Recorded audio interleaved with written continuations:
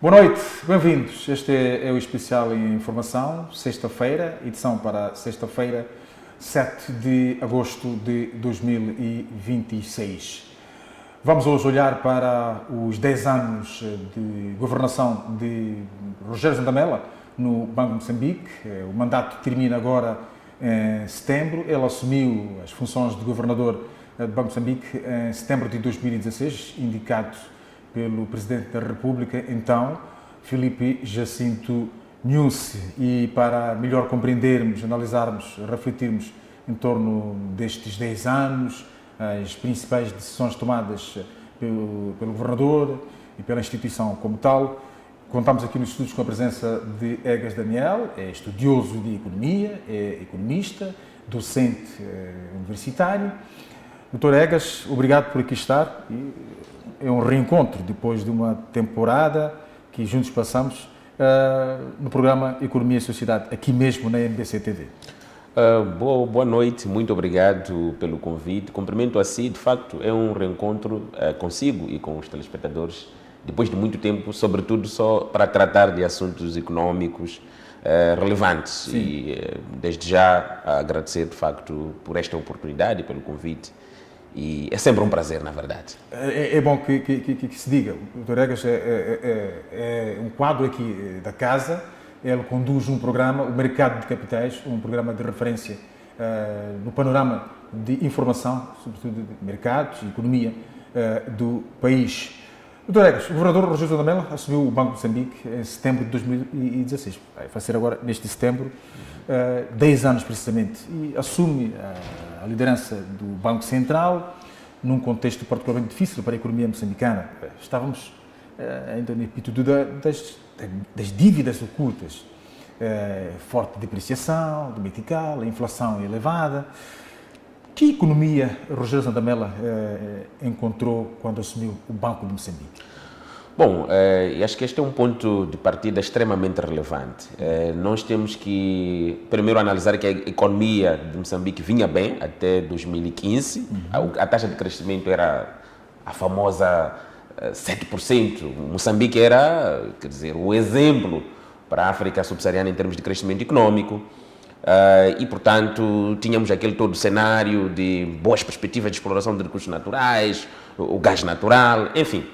De certa forma, em 2016, começou a deteriorar-se essa expectativa. Primeiro, a taxa de crescimento econômico reduziu para metade, mas talvez a parte mais importante dessa história é que Moçambique estava a experimentar um cenário de instabilidade macroeconômica sem precedentes. Estamos a falar que a partir do momento que se revelaram, por exemplo, as dívidas ocultas, em parte deterioraram a confiança do país no mercado internacional.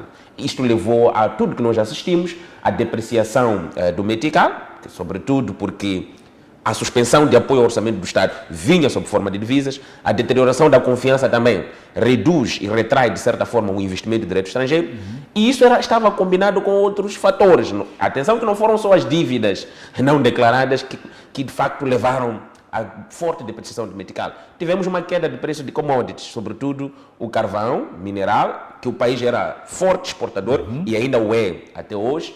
Tínhamos também uma situação meio que de conflito, quer dizer, conflito iniciado em 2015, aquele conflito, as hostilidades e tal, Sim. mas sobretudo a ênfase também vai para a seca que estava a se observar naquele período. Ou seja, era uma economia extremamente instável. Mas a parte mais importante, os indicadores mais importantes para qualquer banco central é como é que estava a inflação, como é que estava o câmbio. Neste caso, a inflação era elevada. A inflação era elevada, porque a partir do momento que a depreciação atingiu quase 50% em muito pouco tempo, estamos a dizer, saímos de mais ou menos 45 meticais por dólar, a caminho dos 80 meticais por dólar, para um país que é importador líquido, depende de facto de divisas para fazer a sua importação, a inflação foi respondendo proporcionalmente.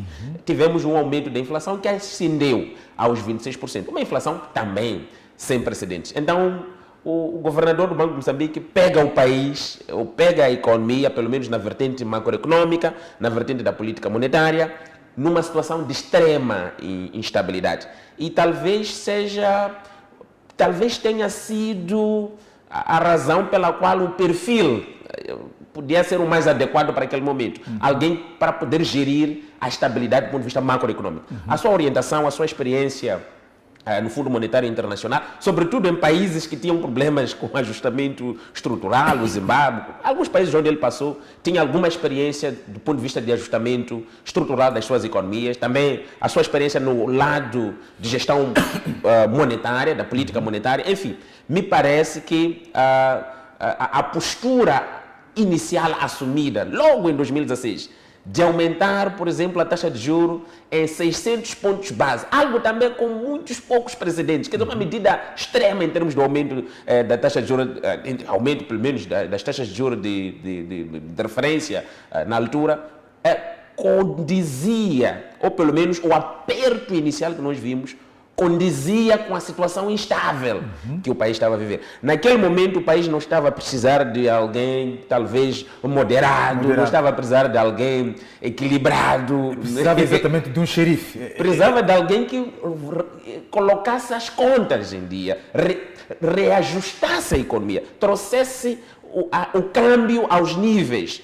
Aliás, até recuperasse a confiança do país.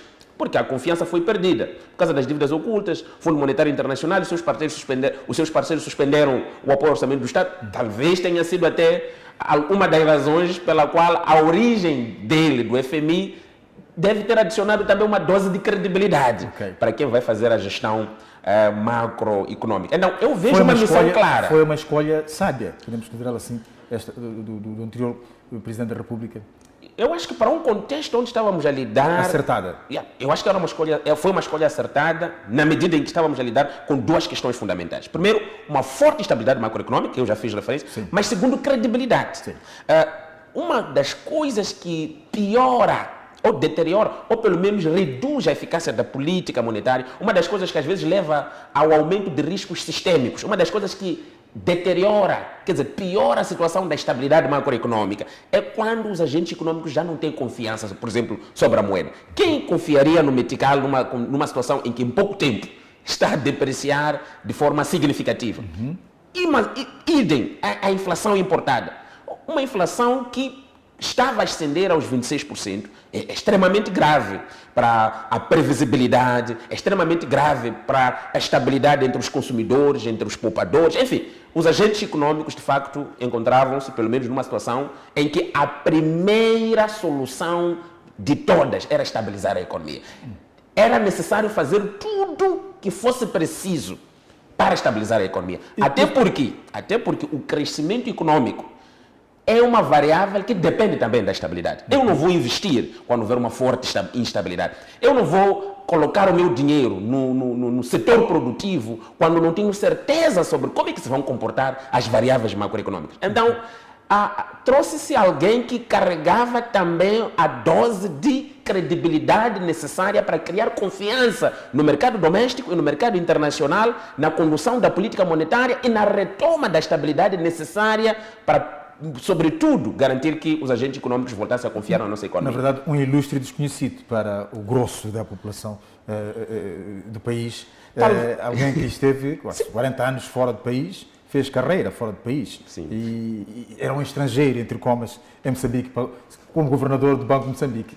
Eu acho que aí imagino que tenha sido também um elemento interessante, porque às vezes quando conheces, às vezes quando estás dentro do país, às vezes quando podes ter sido afetado pelos vieses locais, pela política doméstica e alguma independência tecnocrática na condução da política monetária, alguma independência técnica na retoma e no ajustamento macroeconômico para a retoma da estabilidade, talvez precisasse, a meu ver, de alguém que não tivesse influência dos vieses políticos domésticos.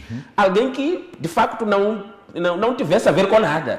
Aliás, o objetivo estivesse claro. Aliás, o governador sublinhou na sua comunicação, na sua conferência de imprensa de balanço, no dia 29, que recebeu de quem governava o país a garantia de que ele podia fazer o trabalho que lhe competia fazer sem interferência dos políticos.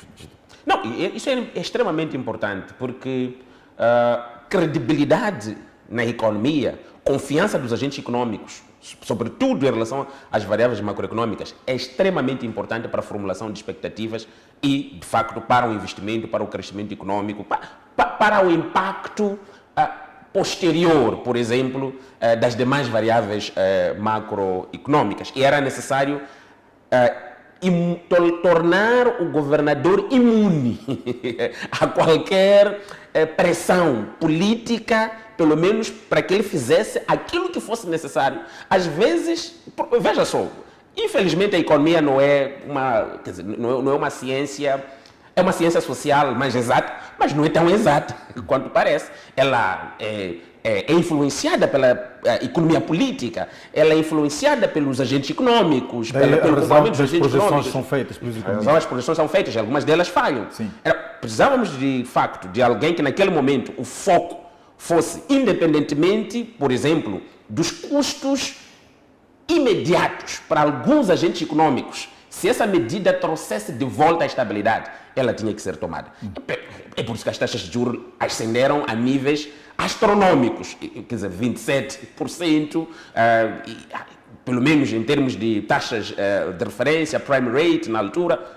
Significa esse todo o custo, em algum momento foi necessário para poder estabilizar a economia naquele momento. Um doente, num estado avançado, precisa, às vezes, de uma quimioterapia. Eu acho que o governador, numa primeira fase, de facto, trouxe a tal quimioterapia que a economia precisava para, pelo menos, retirar alguns nódulos e cancros que afetavam a estabilidade macroeconômica naquele exato momento em particular. Muito bem. 2017, um ano depois de chegar, Rogério Santa Mela, Banco de Moçambique, introduziu a taxa mínima e a prime rate, alterando a forma de condução e transmissão da política monetária. O que motivou estas reformas, e porque eu sei que já falou um pouco disto, mas mais na especificidade, o que motivou a implementação destas reformas, apesar da modernização, este é o termo certo, do quadro monetário e da posterior redução da mimo, o crédito continua relativamente caro em Moçambique, apesar de tudo isto? Bom, primeiro, acho que é importante frisar que Moçambique já estava relativamente atrasado em termos do regime da política monetária que estava a conduzir. Existem vários regimes. Sim. E os países, muitos deles estão a transitar ou estavam a transitar do regime de base monetária para o regime de metas de inflação. Metas de inflação é o regime mais moderno, que usa regras de Taylor. Para quem faz economia, pode estar a entender muito bem qual é a diferença desses termos que estou a aplicar. Mas, de qualquer forma, o que estamos a dizer é o seguinte: precisávamos de uma política monetária que fosse transparente, em primeiro lugar. Segundo, precisávamos de uma política monetária que fosse eficaz, em termos de transmissão da direção e da âncora, da direção que a política monetária está a tomar para a economia. E, sobretudo, servir de âncora. Significa, o Banco de Moçambique, quando comunica, ele recebe resposta em termos de formulação de expectativas por parte dos agentes econômicos. E é transparente o suficiente para, quando comunica-se, os agentes econômicos poderem tomar decisões esperadas em relação à direção que a política monetária está a seguir. Estamos a chamar de âncora. Então, a mudança do regime das bases monetárias para a taxa mínima também foi uma reforma assinalável. É uma reforma que tem substância técnica suficiente, aliás é incontestável. Nós conseguimos ver depois a medida com a qual a inflação foi contida, conseguimos ver a posterior o nível com o qual o câmbio voltou à normalidade. Quando se assumiu, quando o governador assumiu o Banco Central em 1º de setembro de 2016, o câmbio estava a caminho dos 80, quer dizer, na verdade estava a caminho dos 100. O dólar, o câmbio metical, o dólar. Se nada fosse feito para reverter esta tendência, eu não sei onde é que estaríamos. Não quero arriscar que pudéssemos estar numa situação extrema, quer dizer, não devíamos estar numa situação do Zimbábue, quer dizer, era importante reverter o mais rápido possível essa situação, mas depois era importante consolidar esses ganhos. Meses depois o câmbio começou a reduzir, de facto, mas como consolidar esses ganhos? Significa reformar a política monetária, reformar o regime de condução da política monetária, introduzir elementos mais modernos para a condução da própria política monetária, aumentar o nível de transparência da condução da própria política monetária e, por fim, aumentar a eficácia e a ancoragem das expectativas associadas à condução da política monetária. E foi esta reforma que nós assistimos pela primeira vez, começamos a falar de taxa-mínimo. Sim. Começamos a ver a Associação Moçambicana de Bancos com os bancos comerciais, à luz da taxa-mínimo, definir aquilo que hoje chamamos da prime rate, com base no indexante único, que é informado pela taxa-mínimo, e com base no prêmio custo e prêmio risco, com base no risco, por exemplo, sistêmico percebido pelos bancos. Então, todas essas questões técnicas são um ganho de quem, de facto, esteve a liderar este processo de transformação. Podia ter dado errado também. Poderíamos, às vezes, não estar preparados para o regime de metas de inflação, pelo menos na forma como foi assumido. Aliás, talvez um elemento técnico importante a sublinhar é que não se foi ao extremo. Os Estados Unidos, por exemplo, com uma política monetária moderna, ele define a inflação específica e depois trabalha no crescimento, no emprego. Eles trabalham na política monetária para se atingir o nível de crescimento econômico, o nível de emprego e o nível de inflação, numa regra mais sofisticada. Okay. Moçambique também não podia saltar de base monetária para metas de inflação. É por isso que hoje o regime é de metas de inflação, mas a meta é implícita. Okay. O Banco de Moçambique ele não informa que a meta de inflação para este ano é X. Okay. Ele apenas diz que a meta de inflação é não ultrapassar um dígito. Okay. 2 dígitos já é que é a preocupação. Então, isso também mostrou a suavidade com a qual determinadas reformas assumiram. Para não assumir situações de reformas extremas que depois prejudicassem até o objetivo com o qual se pretendia gerir a política monetária e estabilizar os indicadores macroeconômicos. Um dos primeiros grandes desafios de Rogério Zandamela à frente do Banco de Moçambique foi lidar com a fragilidade do sistema bancário. Sublinhe-se, incluindo a intervenção no Moçambique, é problemática esta questão, e a liquidação do nosso banco. Mais à frente, o Banco de Moçambique aumentou significativamente as exigências de capital, solvabilidade e liquidez dos bancos. O que motivou estas decisões, efetivamente? Bom, eu acho que um dos méritos que não se pode tirar, talvez posso chamar de legado, que é visível, na verdade, a razão pela qual o apelido do sistema, o apelido que lhe foi atribuído foi este, de xerife. Um dos méritos incontornáveis é a disciplina que ele trouxe para o nosso sistema financeiro. Tínhamos um sistema financeiro, não vou dizer indisciplinado, mas vamos assim dizer, quase que informal. Nós tínhamos um sistema financeiro que precisava, de certa forma, de balizas, de regras, de controle. Aliás, precisava, em algum momento, de maiores níveis de controle para, pelo menos, a meu ver, melhorar o nível com o qual faz a sua gestão, por exemplo, de crédito em prol de financiamento, por exemplo, do sistema produtivo, de forma geral. Mas também algumas coisas muito específicas que caracterizam a nossa economia. O nível de risco da nossa economia, risco sistêmico, inadimplência, risco, por exemplo, das empresas não conseguirem efetuar o pagamento, o nível de risco da nossa mudanças climáticas, vulnerabilidade climática, requer que as instituições financeiras elas estejam a operar tendo em conta este ambiente de risco. E os limites, os indicadores, ou pelo menos as regras macroprudenciais, os indicadores macroprudenciais devem se conformar, por exemplo, com o nível de risco que a economia, de facto, representa. E, sobretudo, o momento em que se vivia. Eu não tenho detalhes concretos, por exemplo, sobre a intervenção do Moçambique. O que eu posso dizer é o seguinte: se um banco sistêmico apresenta, aliás, um banco de natureza sistêmica, ou um banco que a sua desconfiança em relação, por exemplo, à capacidade de honrar com os compromissos dos depositantes, se essa credibilidade for posta em causa e ela se transmitisse para o resto da economia ou para o resto dos bancos, que por sinal poderiam até estar com níveis de liquidez e níveis de solvabilidade e níveis de indicadores macroprudenciais razoáveis, então, se haver risco de transmissão desse risco para todo o sistema financeiro, a intervenção de facto é justificável nessas condições. Agora, como se interviu... Há este problema, a comunidade, os moçambicanos não percebem o alcance desta intervenção. O que seria do sistema financeiro moçambicano se não tivesse havido esta intervenção justificada pelo Banco de Moçambique? Bom, aí tínhamos que ter o contrafactual. Se não tivesse havido intervenção, qual seria o resultado? E nós não temos como fazer esta comparação. Mas a experiência, o que é que mostra para situações similares? Se nós assumirmos que a situação observada no banco, no Moçambique, por exemplo, poderia rapidamente ser transmitido para os outros bancos. E que os clientes poderiam sentir, por exemplo, algum nível de desconfiança sobre a capacidade do banco remunerar, ou pelo menos a capacidade do banco dar de volta, por exemplo, o dinheiro dos seus depositantes. E isso se transmitisse para os outros bancos, teríamos um pânico bancário. Aquilo que nós chamamos na economia pânico bancário. Ou seja, corrida aos bancos. E é a pior crise. A retirada do dinheiro. A retirada do dinheiro. E a pior crise. O que acontece é o seguinte, quando um banco sistêmico diz que olha, está com problemas, por exemplo, há desconfiança sobre a sua capacidade de remunerar ou de dar os depósitos dos seus clientes. O que acontece ou seja, eu vou ao banco para levantar o dinheiro que depositei. E não tem informação.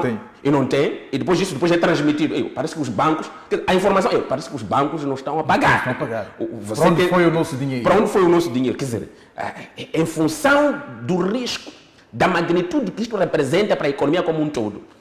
Se isso for um risco real, justifica-se que uma intervenção possa conter a crise num determinado banco A, antes que essa crise se alastre como uma doença que vai se espalhando, como um vírus que vai se espalhando, vai atingindo o psicológico das pessoas e vai causar pânico bancário e corrida aos bancos, e isso é muito mais grave do que, por exemplo, o custo de uma intervenção específica para poder salvaguardar a transmissão desse risco específico para o resto da economia. Outra questão, Dr. Egas, ao longo do mandato de Rogério Santamela veio esta questão da Covid. A Covid mexeu com todos, não há nação que não foi afetada por este problema de saúde pública. Depois a questão da recuperação económica e logo a seguir o choque inflacionário associado à guerra entre a Rússia e a Ucrânia. Como é que o banco adotou a política monetária a estas crises e até que ponto as respostas foram adequadas à situação, à natureza de cada choque? Bom, Covid, primeiro é importante sempre frisar que o Banco de Moçambique ele assumiu, quer dizer, ele assumiu uma postura muito conservadora. Okay. Isso é bom. Conservadorismo no sistema financeiro. É bom para o contexto para o contexto do risco que nós estávamos a experimentar. Sim. É bom para o nível de estabilidade macroeconômica que nós estávamos a experimentar. Sucede que este conservadorismo não foi ajustado ao longo do tempo. Esta contingência, aliás, talvez o melhor termo seria esse. Contingência. Esta contingência. Ou contenção. Contenção ou ponderação alta. Ou talvez até muita aversão ao risco. Okay. Acho que seria o termo mais correto. Este não foi ajustado. Este cuidado não foi ajustado. Não foi ajustado ao longo do tempo. E não foi ajustado às diferentes dinâmicas que a economia foi experimentando. Então, provavelmente, para quem assume um país numa situação de muita instabilidade macroeconômica e depois consegue trazer o país a um nível de estabilidade razoável, que é o que nós assistimos, então qualquer choque que possa pôr em causa a instabilidade traduzia-se em ações até antecipadas do Banco de Moçambique. Então, em muitas ocasiões, o Banco de Moçambique se antecipou aos choques. Não só se antecipou, como a magnitude de antecipação foi superior à média comparada dos outros países. Mas isto é o papel do banco? Do Banco Central. É o papel do Banco Central. A minha análise, de forma geral, é de que, olha, o banco não queria correr o risco de ter uma crise a se traduzir numa instabilidade ora experimentada no passado. Este é o primeiro ponto. O banco queria se antecipar o suficiente para não ter nenhum cenário em que, por exemplo, uma crise inflacionária se alastrasse e depois aumentasse e voltássemos a experimentar os níveis, por exemplo, assistidos em 2016. Então, logo que se anunciou, por exemplo, a guerra Rússia-Ucrânia, o banco fez aí os seus cálculos sobre o nível de aumento do preço de matérias-primas, o nível de aumento do preço de combustível, fez aí as suas simulações, os seus choques, certamente, porque é o papel do Banco Central, e tomou a decisão, aumentou a taxa de juros imediatamente. Ainda não tinha sido transmitida, o preço de petróleo não se transmite de forma imediata para o país, mas o banco se antecipou, para, de facto, evitar que um risco inflacionário abalasse o país. E, de facto, o banco foi bem sucedido nisso. Enquanto Moçambique, o nível de inflação observada durante aquele período não ultrapassou os 11%. Ultrapassou a meta implícita do Banco de Moçambique. O Banco de Moçambique queria que estivesse abaixo dos 2 dígitos, quer estar abaixo de 10%. Ultrapassou os 11%. Mas se nós fizermos comparação com outros países, Etiópia, Nigéria, Gana, os níveis inflacionários foram extraordinários, porque estes bancos centrais não agiram nem com a mesma antecipação, nem com a mesma magnitude. Então, o que eu vejo é que o Banco de Moçambique assumiu uma postura de aversão ao risco inflacionário. E tudo que fosse necessário fazer naquele momento, mesmo que tivesse custos de curto prazo, custos de injeção de crédito à economia, custos de operação, por exemplo, da atividade econômica através do setor produtivo, mesmo que houvesse custos de curto prazo, o banco manteve a sua obsessão, a gestão e manutenção do valor de metical a despeito dos custos de curto prazo. Porque a estabilidade pesava mais daqui a pouco. A grande questão é esta. O banco foi prudente. Foi extremamente prudente na gestão das diferentes crises que o país foi experimentando. Talvez a única vez que não o fez foi nas manifestações, em que, de facto, não voltou a aumentar as taxas de juros, apesar da economia estar a experimentar riscos temporários, e isso talvez tenha coincidido com a mensagem que o governador já tinha feito referência, que nós vamos diminuir de forma consistente as taxas de juros e, portanto, as manifestações não mudaram esta direção. E também porque a economia provavelmente precisava de crédito para recuperar, e uma inversão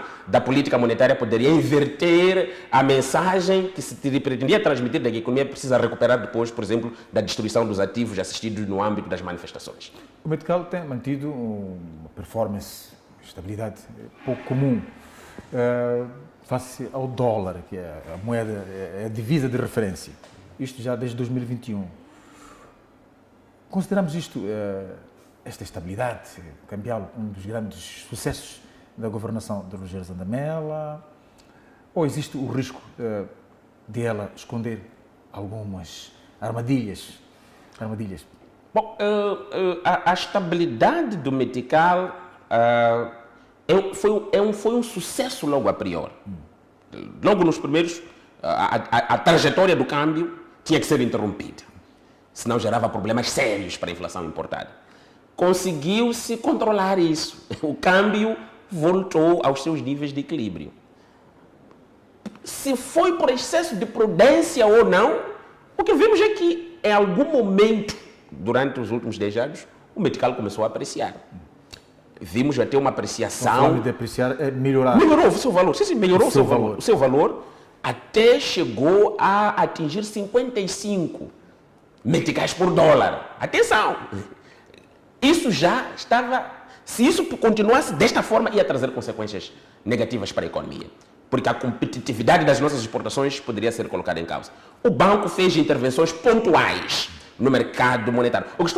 Mais ou menos o que estou a tentar mostrar é o seguinte: o excesso de zelo na condução da política monetária e, sobretudo, na estabilidade cambial para estancar o risco de inflação importada, em algum momento conduziu a uma apreciação excessiva e potencialmente prejudicial para a economia, sobretudo os 55 meticais por dólar, que se atingiu em abril de 2021. Mas o banco conseguiu reverter isso.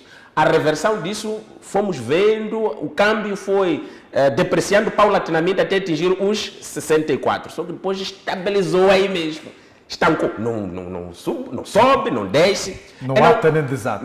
Exato. Agora, é um ganho parcial, porque a partir de um certo momento, a estabilidade extraordinária do câmbio, se colocar em causa, por exemplo, a capacidade do setor produtivo continuar a fazer importação das matérias-primas básicas, começar a gerar custos de transação exacerbados para a economia, e até certo ponto estes custos de transação se converterem em uma relativa subida de preços, então pode ser que o controle de preços esteja a ser feito a um custo relativamente alto em termos de atividade econômica.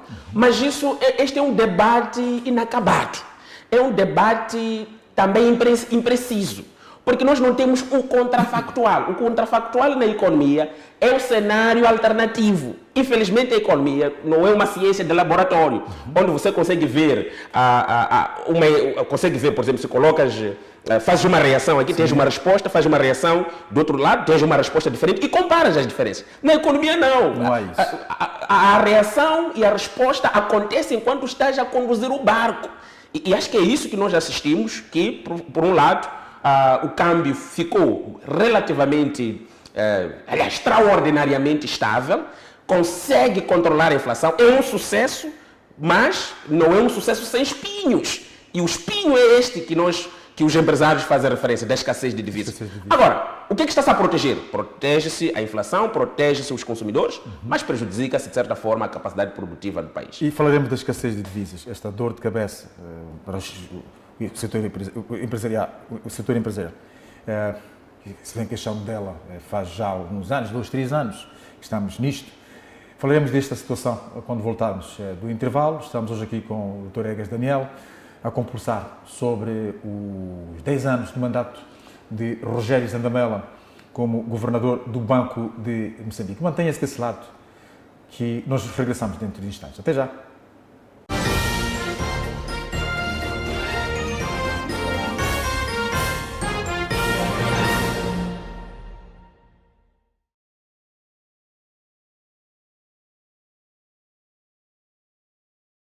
Moçambique será palco de um dos maiores encontros internacionais dedicados ao setor da saúde.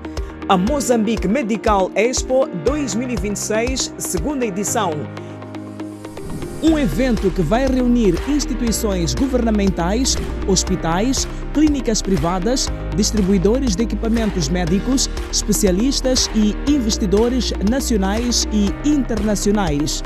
Uma verdadeira plataforma de exposição, debate, inovação, investimento e networking, promovendo novas oportunidades e parcerias para o desenvolvimento do setor da saúde em Moçambique. Nos dias 28 e 29 de outubro de 2026, no Hotel Glória. Uma parceria Saluten e Grupo MBC, parceiros de mídia.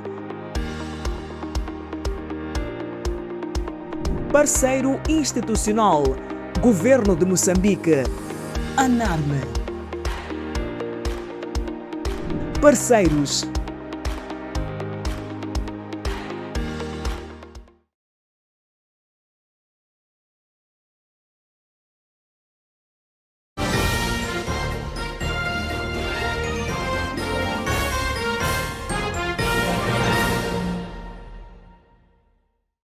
Boa noite, de volta aqui ao Especial Informação, já na segunda parte, numa noite em que elaboramos sobre o mandato de Rogério Zandamela como governador do Banco Central, o Banco de Moçambique.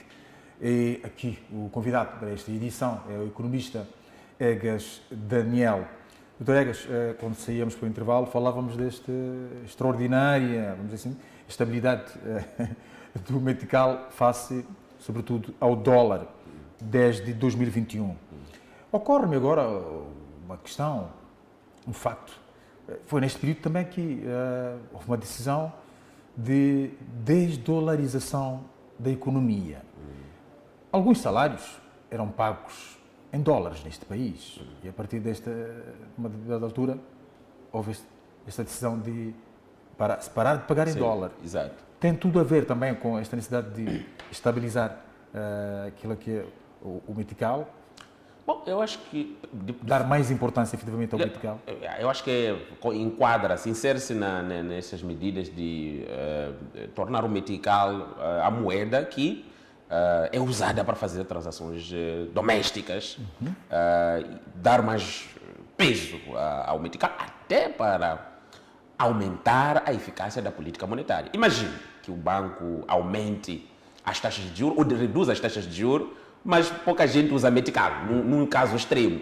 Não faria sentido. Não faria sentido. Então, de facto, parte da tendência de dolarização dos salários, dos ativos, é preciso medidas regulamentares para poder travar esta tendência e devolver o metical para desempenhar as suas funções clássicas de qualquer moeda, meio de transação, meio de pagamento. A própria soberania, sim, não é? Exatamente. Não, claro que nos últimos meses, sobretudo com a deterioração da crise de divisas, estas medidas passaram a ser mais ativas do lado do Banco Central. Quer dizer, o Banco Central, na altura, limitava, por exemplo, ou obrigava a conversão de 50% das receitas em moeda externa para a moeda doméstica, o que foi, de facto, relaxado mais tarde. Aliás, o governador, na última conferência de imprensa, ele disse que era um pouquinho mais liberal. Quer dizer, ele disse que era um liberal e algumas das medidas que influenciavam nas decisões individuais sobre quer manter a moeda, quer manter a sua riqueza em moeda externa, em moeda doméstica, quer aplicar, quer gastar, ele relaxou essas medidas, mas voltou para trás. Quer dizer, a ideologia liberal foi desafiada lá para os últimos anos, os últimos meses, sobretudo, pela tendência crescente da escassez de divisas. É daí que as receitas de exportações, mais uma vez, a obrigatoriedade subiu de 30% para 50%. Sim. A limitação de pagamentos, dentre outros, incluindo até os níveis de tolerância que o Banco de Moçambique daria ou dá aos bancos comerciais para, por exemplo, disponibilizar divisas para o processo de importação. Qual é a lógica já agora econômica dessa estratégia? Não, a lógica é que 30 para 50 subir. A lógica é que se os dólares são poucos, ou se os dólares são poucos, como quem diz, só para explicar quem está em casa. Se é difícil, se os agentes econômicos preferem manter a sua riqueza em moeda externa, quando eles exportam, recebem em moeda externa.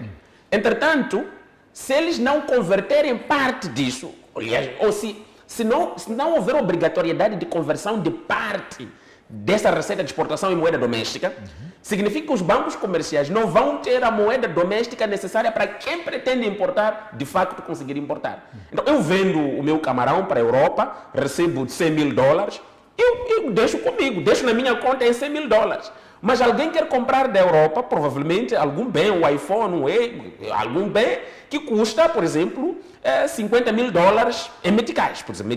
Mas para tal, ele precisa ir para o banco, trocar os seus meticais em dólares para comprar. Na Europa pode ser euros, você pode dar um exemplo assim muito simples. Agora, mas se eu não converto o que recebi em termos de receita, aquela pessoa que pretende comprar de fora não vai ter a liquidez em moeda externa necessária para poder fazer a importação. Então, o banco, só para resumir, o Banco de Moçambique implementou uma série de medidas sucessivas, algumas de aperto aos exportadores e algumas de alívio aos limites macroprudenciais dos bancos para permitir que eles tivessem espaço para poder responder à demanda por divisas. Mas claramente que isto, em parte, está associado ao fato de que o câmbio está extraordinariamente estável e os bancos e os agentes econômicos desconfiam da estabilidade extraordinária do câmbio.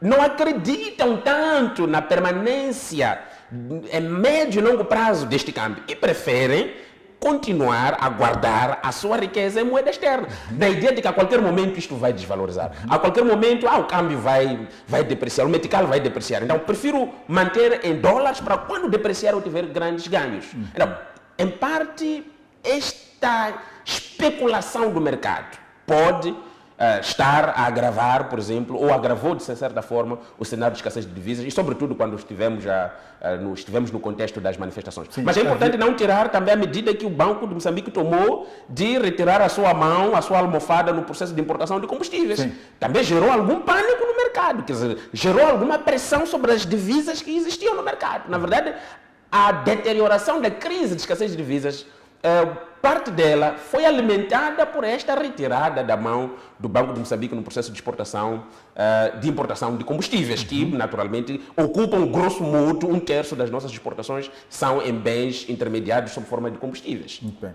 E uma das principais reformas de Rogério Zandamela foi substituir em 2017, estamos em 2017, um ano depois de assumir a liderança do banco, o regime baseado na base, a repetição, monetária pela taxa mínima, procurando melhorar a transmissão da política monetária. Quão eficaz é hoje a transmissão da mínima para as taxas cobradas? Eu acho que este é um problema que, mesmo com a reforma, por exemplo, do regime de política monetária, o Banco de Moçambique ainda não conseguiu resolver este problema. A magnitude com a qual a política monetária é respeitada, talvez não respeitado, pode ser um termo um pouco forte, é transmitida ao mercado. Ainda é baixa. Como é que a mensagem chega exatamente ao mercado? O que acontece é o banco, antes do regime de metas de inflação implícita, neste caso, antes do regime que o banco atualmente usa, tínhamos problemas de transmissão da política monetária. Depois do regime, houve sim alguma melhoria na transparência, na ancoragem das expectativas e na confiança da política monetária. Mas ainda não conseguimos resolver o calcanhar de Aquiles para o financiamento do setor produtivo. Como resolvemos este problema? Esse é o desafio talvez para o próximo governador. Como garantir que... Se fosse o governador, se o Egas Daniel fosse o governador de Moçambique? Bom, o problema é que temos 4 vetores. E esses vetores acabam fazendo parte dos desafios permanentes, ou dos desafios que continuam na condução da política monetária, sobretudo para influenciar o crescimento econômico. O primeiro deles é que o sistema financeiro está pouco aprofundado, está concentrado. Temos poucos bancos.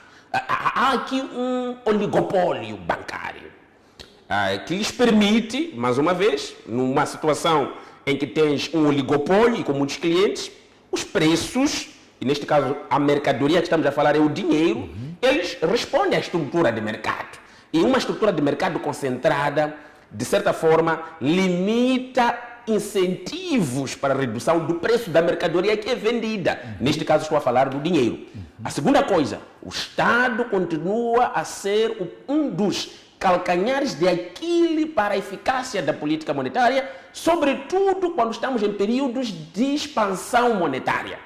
Quando o banco reduz as taxas de juros, quem toma o dinheiro é o Estado, para financiar salários, para financiar as suas despesas. Ele é que emite bilhetes e títulos de tesouro. E os bancos comerciais, naturalmente aversos ao risco, em parte por causa da estrutura econômica e do risco sistêmico clássico, e talvez posso dizer natural da nossa economia, eles preferem aplicar os seus ativos, ou boa parte dos seus ativos, em títulos comprados pelo Estado. A pergunta é, como é que o sistema financeiro vai financiar o setor produtivo se tem um Estado que tem um risco quase nulo, apesar de que nos últimos tempos esse risco já se torna questionável por causa dos atrasos de pagamento ou de remuneração dos bilhetes e obrigações de tesouro do lado do Estado, mas durante muito tempo esta foi a preferência, por exemplo, da banca comercial. O que isso significa? Significa que, no final, a ancoragem, ou pelo menos o grau de transmissão das reduções das taxas de juros do Banco de Moçambique através da taxa mínima, por mais que se reflita na prime rate determinada pela Associação Moçambicana de Bancos, e que, por sinal, ela também segue uma trajetória quase que proporcional da taxa mínima, no final ela não chega aos clientes e, sobretudo, não chega às empresas, que são os clientes provavelmente mais relevantes para produzir bens e serviços que a economia precisa ou que a economia procura. Então, no final, temos uma taxa de juro que não consegue dinamizar a economia.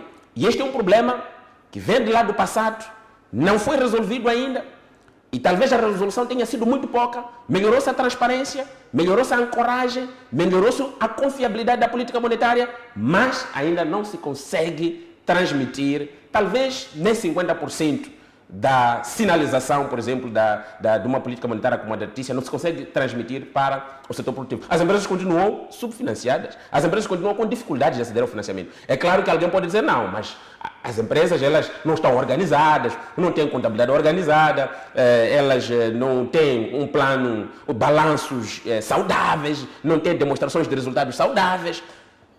Agora, se eu reduzo as taxas de juros, é suposto que para as empresas saudáveis, as taxas de juros também reduzam. Mas bem, o que está a acontecer? As taxas de juros, a taxa máxima até aumentou.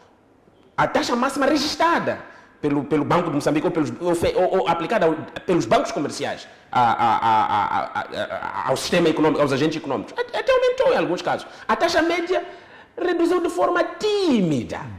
Para mim, este é um dos principais desafios, porque não se pode falar de independência econômica enquanto os recursos domésticos, enquanto a liquidez continua sentada nos bancos. Os bancos estão sentados sobre a liquidez. O dinheiro não vai para o mercado, não financia a agricultura, não financia a produção. Na verdade, financia operações de curto prazo, comércio, comprar da China, vender em Moçambique, comprar rotação rápida. É o que perfaz o grosso do crédito que sai dos bancos. E o financiamento da produção, o financiamento da indústria, quem é que vai o fazer? Então, tudo isso são desafios que são incontornáveis para a próxima era do Banco de Moçambique. Eu até podia dizer que o governador atual do Banco de Moçambique conseguiu trazer luzes à estabilidade. Como se gera a estabilidade? Com rigor, com antecipação, com zelo. Como se gera a estabilidade? Como se mantém a estabilidade? Ele nos ensinou isso muito bem. Agora precisamos ir para a próxima fase. Como transformar essa estabilidade agora em crescimento econômico, em financiamento das empresas, em financiamento dos agentes econômicos, em dinamização da economia, em criação de emprego. E apesar de que boa parte deste papel é reservado ao governo, o Banco de Moçambique também terá que, dentro do sistema financeiro, terá que continuar a fazer forças para poder aumentar o dinheiro que vai para a produção. Falando do sistema financeiro, temos algumas tribulações. Vamos olhar para o caso de 2018, o apagão no SIM, o sistema, também foi um dos grandes desafios deste mandato. Quer compulsar um pouco sobre esta situação? Bom, eu acho que foi um desafio. Nós vimos não só o apagão do sistema, as importações fora do país, a credibilidade dos cartões moçambicanos fora do país. Quer dizer, foram questões que, de facto, mancharam, de certa forma, a lisura com a qual poderíamos avaliar a atuação do Banco de Moçambique e a regulação que faz com os bancos comerciais nos últimos 10 anos. E é natural que algumas coisas não corram como esperado. Uma delas foi essa, mas que, de certa forma, para mim, não perfaz, não tem o peso comparado, por exemplo, aos outros ganhos de estabilidade que de outra forma não os teríamos no nosso país. O METIX, está aí o sistema de pagamento próprio instantâneo. Vem, de facto, compensar esta margem. E, de facto, logo calha nos últimos meses do mandato, pelo menos do atual governador do Banco de Moçambique. Ele fecha com chave de ouro este mandato. Se fosse para avaliá-lo 1 a 10, 1 a 20, se for necessário. Bom, 1 a 10, para mim, para os objetivos pelos quais ele provavelmente foi chamado e para o que se alcançou, olhando para o perfil dele e olhando para os ganhos de estabilidade macroeconômica, dos indicadores, do câmbio, da inflação, eu te daria, sem dúvidas, 8,5, 9. Não 10 porque algumas manchas sobre o apagão, que é natural, bem como algum custo associado ao excesso de zelo em certos períodos durante os 10 anos, de facto fazem eu ter reservas em dar a nota máxima. Mas foi um governador necessário para os desafios que o país estava a experimentar e que experimentou nos últimos 10 anos. E os desafios persistem, alguns deles. Dizem que a equipa que ganha não se mexe. As correntes são diversas, uns defendendo a manutenção deste governador no cargo. Já tivemos um caso de um governador que ficou 18 anos, Adriano Maliano. Os outros menos, Goff 10.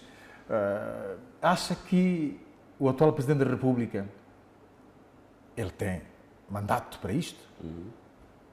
Vai reconduzir Rogério Santana para o cargo de governador? Bom, eu acho, provavelmente a imunidade que lhe foi dada, a imunidade política que lhe foi dada pelo presidente anterior. Eu acho que, a não ser que tal se mantenha, a recondução significaria, em parte, manter parte das condições pelos quais ele foi chamado.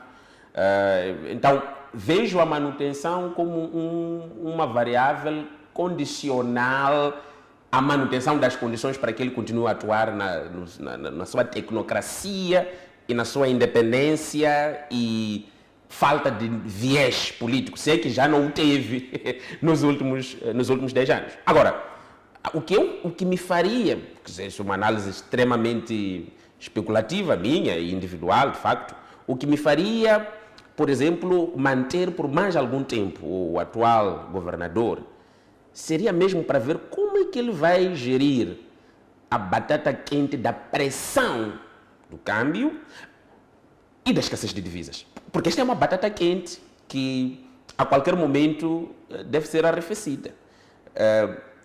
E o novo governador pode ser prejudicado, por exemplo, pela má gestão da transição da estabilidade extraordinária do Metical para uma flexibilidade relativa do Metical, e isso depois se repercutir em termos de inflação importada, custos nas importações, escassez de divisas, até pode ser revertido, mas termos custos mais elevados. Então, era importante que víssemos qual é o plano de saída desta estabilidade extraordinária. E acho que como ele começou, devia ser ele a terminar e entregar, talvez, o banco numa situação mais equilibrada. Porque neste momento vai entregar, sim, mas numa situação em que as linhas estão muito apertadas, ou a corda está muito esticada. E o próximo governador, qualquer erro pode derrapar com a economia. Obrigado. Foi então aqui este comentário, esta análise, esta reflexão feita pelo economista Egas Daniel. É uma voz autorizada para falar de questões económicas, financeiras do país e hoje, mais especificamente, neste especial de informação, estivemos a olhar para os 10 anos de mandato do atual governador do Banco de Moçambique, que termina agora neste setembro, próximo mês. O seu mandato foram 10 anos de inúmeros desafios, decisões, algumas contraditórias, em conta aquilo que era a expectativa de cada um de nós, sobretudo dos agentes económicos, o sistema financeiro como tal, e outras aplaudidas pela maioria. Fica então o desejo de voltarmos a rever-nos numa próxima ocasião. Tenham um bom fim de semana. Boa noite e até lá.